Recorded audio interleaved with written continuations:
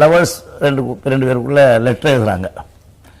இந்த லெட்டர் எழுதுறது எப்படி அவருக்கு தோணுச்சோ தெரியல. அதுக்கு முன்னால் எனக்கு அவர் எக்ஸாம்பிள் சொன்னார். கை கொடுத்த தெய்வம்னு ஒரு படம் பண்ணியிருந்தேன். அதில் பாரதியார் பாட்டு சிந்து நதியின் இசை.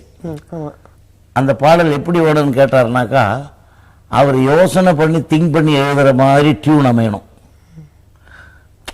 அதாவது புரியுதா உங்களுக்கு? அது எழுதும்போது சிந்து நதியின் இசை நிலவினிலே சேரன நாட்டிலம், இந்த டியூன் அப்படி அமையணும்.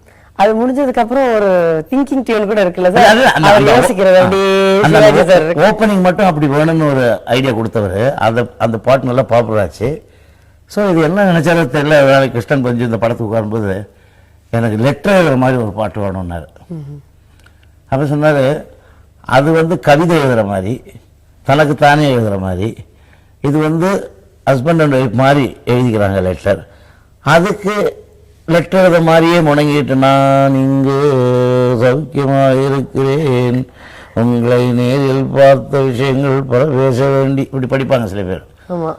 அது மாதிரி வரணும்னா எப்படி வரணும்? அன்புள்ள மான்விழியே ஆசையிலோர் கடிதம் நான் எழுதுவேன்.